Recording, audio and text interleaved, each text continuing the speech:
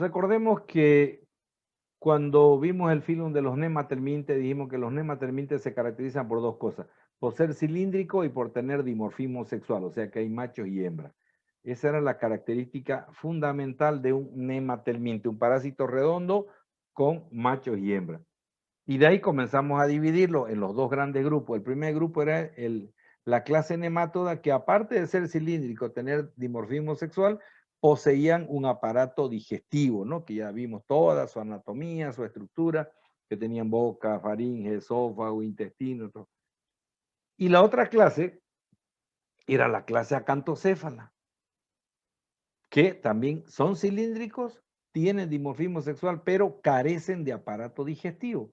Y en vez de aparato digestivo poseen una proboscis. Entonces, esta clase acantocéfala, ¿ya? Viene a ser esa que tiene las características de ser cilíndrica, perdón, de ser cilíndricos y de tener, ¿no? Son cilíndricos, pero tienen una proboscis retráctil armada de espinas o ganchos. Esa es la gran diferencia entre un nemátode con un acantocéfalo. El nemátode tenía aparato digestivo. El acantocéfalo tiene proboscis retráctil, armada de espinas y ganchos, que la vamos a ver enseguida. No tiene aparato digestivo, se alimenta por un pequeño orificio al medio y de ahí pasa, y la verdad que no hay una explicación bien práctica, cómo se nutren y cómo llegan a ser tan grandes, si no tienen ni siquiera un tubo digestivo.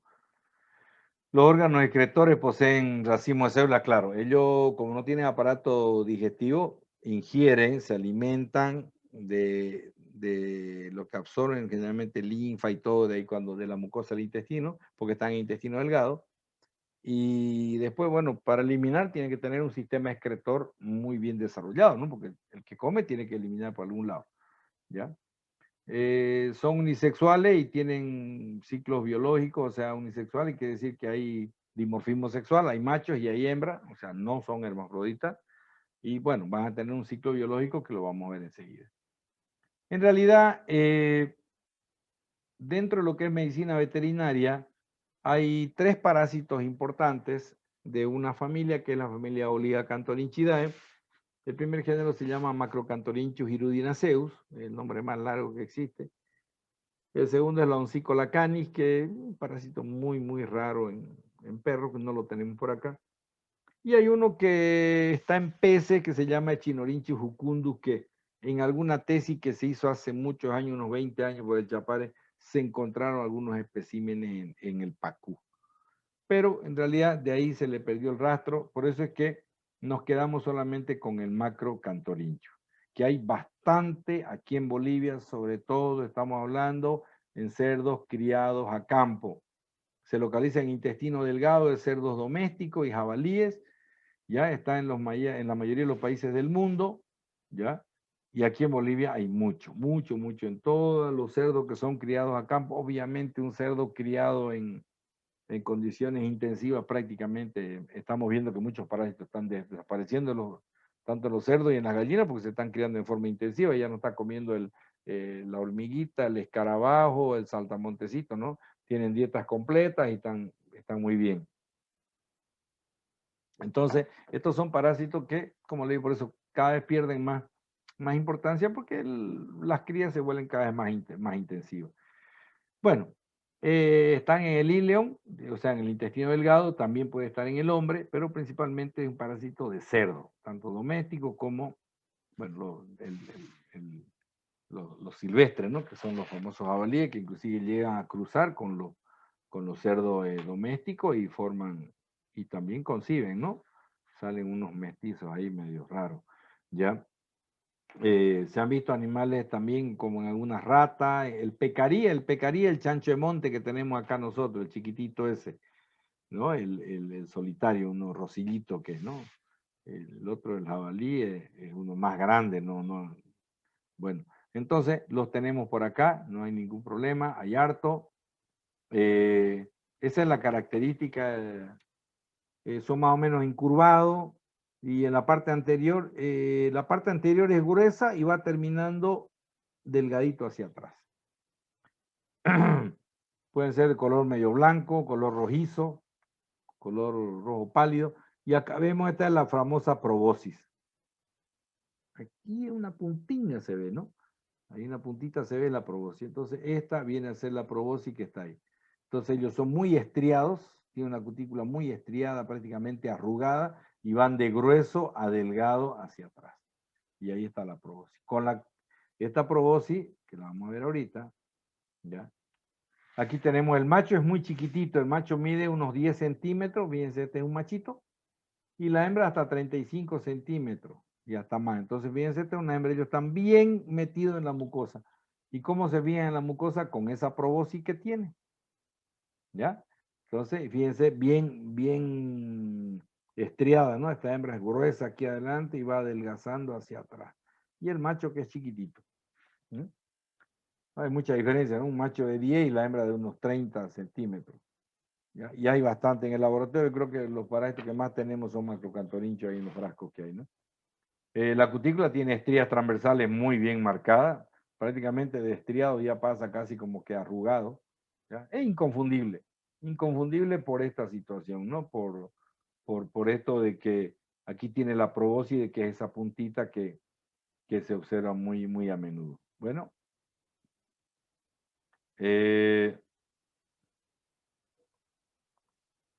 Bueno, aquí está la proboscis. Esto es lo que tiene en el extremo anterior. La proboscis es pequeña y tiene 6 hileras de ganchos con 6 ganchos cada uno, o sea, tiene 36 ganchos. ¿Ya? Esta es la parte anterior. ¿Mm? Ahí está, eso que decía, ahí está la puntita. Ahí están 6 filas de ganchos y en cada fila hay 6 ganchos, 36 ganchos. Acá tenemos un corte histológico que estamos viendo. Este es el intestino, este es el parásito. ¿Y qué es lo que está metido aquí? Esto que está metido aquí es esta proboscis con la cual ellos se llegan a fijar a la mucosa intestinal y llegan a producir hasta perforación intestinal, porque también esta proboscis no es nada chiquitita. Algunas miden 3, 4 milímetros. En un cerdo, en un momento, esta proboscis puede atravesar la pared intestinal y va a producir una peritonitis, ¿no? Entonces, esa es la característica. Lo más sobresaliente es su proboscis en el extremo anterior, ¿no? Con 6 filas de gancho, con 6 ganchos cada uno. Y estos son los huevos.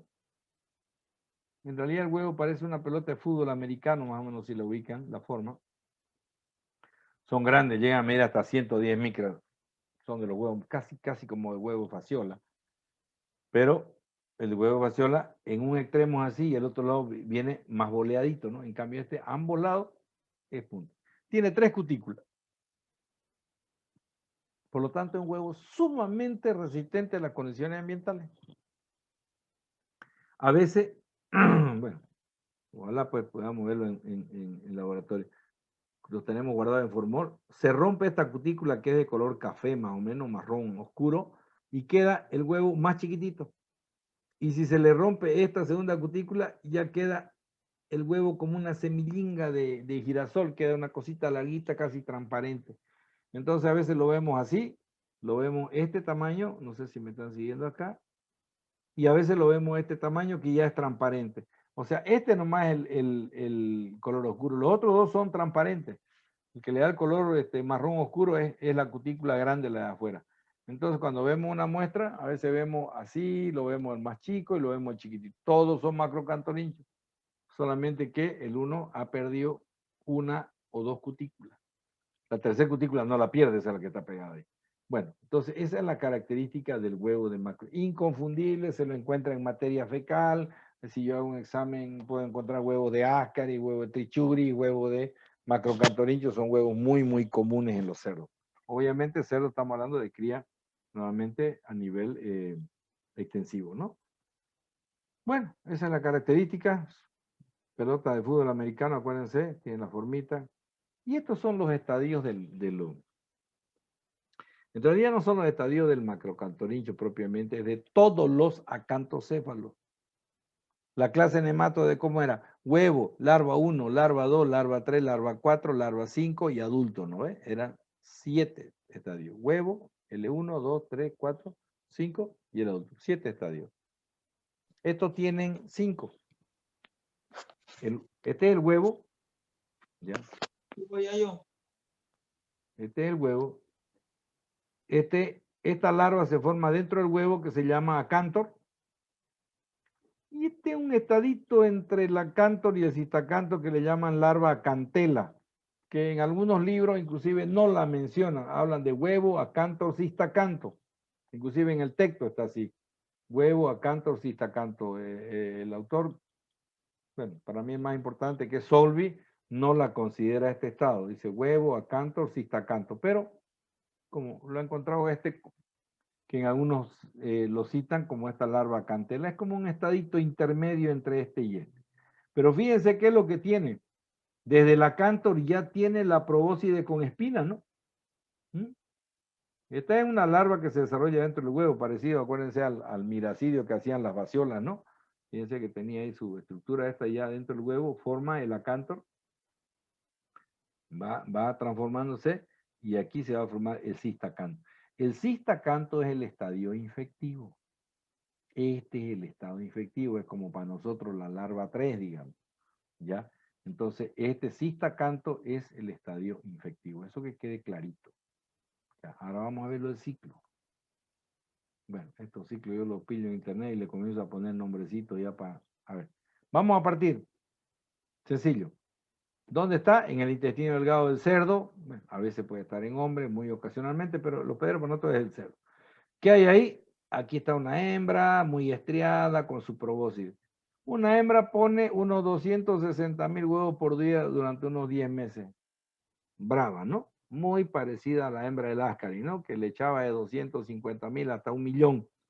Más o menos se la van por ahí las dos. Por eso que estos parásitos se multiplican muchísimo al que los ascaroideos son hembras grandes productoras de huevos. Bueno, también son hembras grandes, miden 30 centímetros, 35, hasta más. Entonces va a eliminar los huevos y los huevos van a salir con la materia fecal, como en cualquier otro. Los adultos dijimos que están en el intestino delgado y esos huevos son eliminados con las heces. ¿Qué necesita este huevo? Como cualquier parecido, como los ascaroideos, humedad, temperatura, tararán, tararán. ¿Qué va a pasar? Dentro del huevo, ¿qué se va a formar? El huevo ya hemos visto cómo sale, ¿no? ¿Qué se va a formar adentro? Esta larva. Esta larva. ¿Qué se llama esa larva? Se llama acántor. Entonces, en el medio ambiente, dentro del huevo, se forma la larva acántor. Esos huevos van a ser ingeridos por las larvas de los escarabajos, el hospedero intermediario, o sea, el ciclo evolutivo es indirecto. Ciclo evolutivo indirecto, dice que frío. El hospedero intermediario del escarabajo coprófago, los coprófagos lo que comen materia fecal, de la familia Scarabaei, ¿no? Entonces, no es el escarabajo adulto, así como aplicábamos el otro día en la bronema, que la larva de la mosca era, no era la mosca la que se comía al huevo del parásito. Entonces, las larvas de escarabajo se comen a los huevos larvados de macrocantorillo. ¿Y qué larva tiene metida adentro? El acántor. Entonces, bueno, esta larva del escarabajo que se desarrollan ahí en la materia fecal, no es que los escarabajos ponen su huevo en la materia fecal y ahí van evolucionando, pues la larva se vuelve pupa, después ya se hace el escarabajo. Entonces, en esta larva se come este huevo. Y dentro de la larva se va desarrollando y cuando acordamos, se va formando la cantela y cuando acordamos tenemos el cistacanto. El cistacanto puede estar aquí en la larva, pero el cistacanto tiene que estar en el escarabajo. No, faltó aquí ponerle un escarabajo. ¿Ya? Entonces, el cerdo no se come la larva del escarabajo, ¿no es cierto? Se come al escarabajo adulto. Entonces, los hospederos definitivos se infectan al ingerir escarabajos que tengan cistacanto. ¿Y por qué un cerdo come escarabajo? De hambre, por deficiencia de proteína. Se vuelven hasta carnívoros, han visto los cerdos. Se comen gallinas, se comen chivos, se comen hasta ternero, ¿no? Hasta hay casos en el campo que hasta han mordido niños, ¿no? Sobre todo cuando los niños se defecan y el cerdo va y comienza a comerle las heces y termina mordiéndolo y hay casos que hasta han lesionado niños. Ya entonces el cerdo es por deficiencia de proteína. Si el cerdo estuviera bien alimentado no pasa nada. Entonces los cerdos se comen escarabajo. ¿Qué va a pasar dentro del estómago del cerdo? Pues el escarabajo se va a digerir Y al digerirse el escarabajo, ¿quién va a quedar libre? El cistacanto.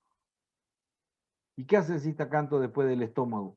Pues se va a pasar al intestino. ¿Dónde viven los macrocantonillos? En el intestino. Entonces, esos cistacantos llegan al intestino, como ya tienen la proboscis, como la vemos aquí, se van a fijar a la mucosa y se va a convertir en adulto. Ya no hay larva 4, larva 5 como en los nematodos, de nada, ¿no? El cistacanto entra dentro del escarabajo, queda libre y directamente desarrolla el adulto macho y hembra. Copulan y sigue el ciclo. Entonces, el periodo de prepatencia está en unos 2 a 3 meses. Repetimos, salen los huevos al medio ambiente con las S, el huevo no está embrionado, en el medio ambiente embriona y forma el acántor. Ese huevo con acántor es ingerido por la larva del escarabajo, dentro del cual sigue, pues dentro de la larva del escarabajo va a eclosionar este acántor, se va a salir del huevo, ¿no? Este acántor y se va a convertir en acantela y directamente forma el cistacanto. Y el cistacanto es el que queda enquistado en el cuerpo de la larva, de la pupa y termina en el escarabajo adulto. Entonces, ¿qué tienen los escarabajos adultos? Tienen cistacanto. ¿Cómo se infecta el cerdo? Al comer escarabajo. Los humanos es raro que se coman escarabajo, pero bueno, aparecen casos, ¿no? Entonces, los cerdos se comen los escarabajos con cistacanto y acá desarrolla adulto. Acá tenemos uno más bonito, que tenemos el huevo. Aquí tienen los macrocantoninchos en el intestino. Macho, hembra, copulan, salen los huevos, caen al suelo. Ahí está ese huevo que ha formado dentro del huevo, ha formado el acántor. Ese acántor, ese huevo con acántor es ingerido por la larva del escarabajo, el hospedador intermedio de la larva del escarabajo. Y dentro ahí, ¿qué pasó aquí?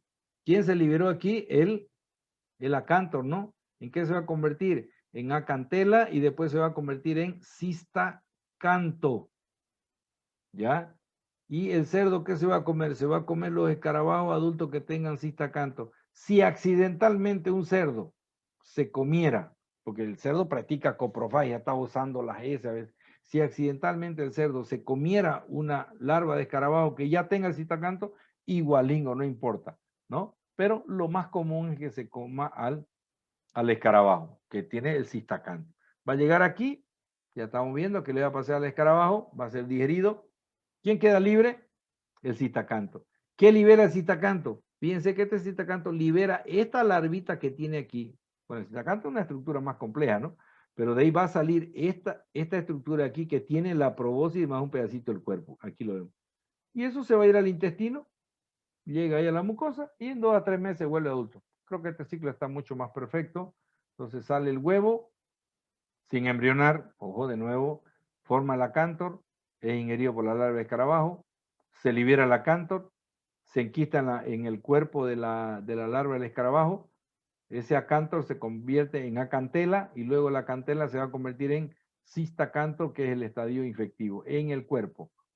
El cerdo se infecta al ingerir directamente una larva de escarabajo o cuando estas larvas se van a volver escarabajo adulto y los cerdos comen escarabajo adulto. Adentro se digieren, queda libre el acántor, dentro del acántor queda libre esa larva infectiva, que es el verdadero cistacanto, que va a pasar de aquí del estómago al intestino y se va a volver adulto. 2 a 3 meses y termina el ciclo. No sé si está claro, creo que este dibujo está muy bonito, ¿no? Está muy, muy claro. ¿Ok? Clínicamente dependen de la cantidad de parásito. A veces no se nota, como en toda parasitosis. Puede haber una forma sintomática o la sintomática, ¿no? En este caso, si es sintomática, ¿qué? Pueden haber diarrea, ¿no? Por la inflamación del intestino. Puede haber pérdida de peso, por la cantidad de macrocantorinchos. Produce una acción traumática muy fuerte ellos, ¿no? Pelo seco, mala condición corporal, bueno, se van enflaqueciendo los animales como si tuvieran un áscar y es muy parecido, digamos, las parasitosis, ¿no? Se van enflaqueciendo, el pelo seco, no ganan peso. Los síntomas de las parasitosis en general son muy, muy, muy globales. Y en caso si hay una perforación intestinal, ¿qué va a pasar? Va a producir una peritonitis. Y la peritonitis, ¿qué va a pasar? Va a pasar contenido del intestino a la cavidad peritoneal y va a producir una peritonitis. Y la peritonitis no lo salva a nadie. Generalmente los animales llegan a morir, el animal está postrado, que tiene fiebre y uno trata de todo. ¿Y qué va a pensar uno que ese cerdo tenga una perforación intestinal. Son casos muy raros y además suceden en el campo, no es en granja bien establecida, porque en el campo el cerdo por ahí se cayó, se metió a un chirital ahí, una sombra y está tirado, ¿no? Nadie ni lo va a auxiliar y peor diagnosticarlo. Entonces, es muy difícil cuando lo encuentran, generalmente porque mueren esos animales, ¿no? Pero no es muy común. Pero sí, en Bolivia, les vuelvo a recalcar, hay bastante macrocantorincho. ¿El diagnóstico cuál es? Sencillo. Encontrar los huevos en la materia fecal, ¿no? Ahí está el huevito.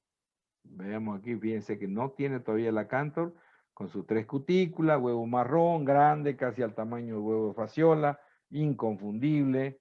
Claro que el cerdo no tiene fasciola. El cerdo es de las especies consideradas resistentes a fasciola hepática, así que no hay cómo confundirla. Pueden encontrar con huevos de ascaris, de trichuri, que son más o menos casi el mismo tamaño, no, más chico, ¿no? Este llega hasta 100, a más de 100 micras y el otro está entre 80, así. Bueno, el diagnóstico es encontrar esos huevos nada más. No hay otra forma.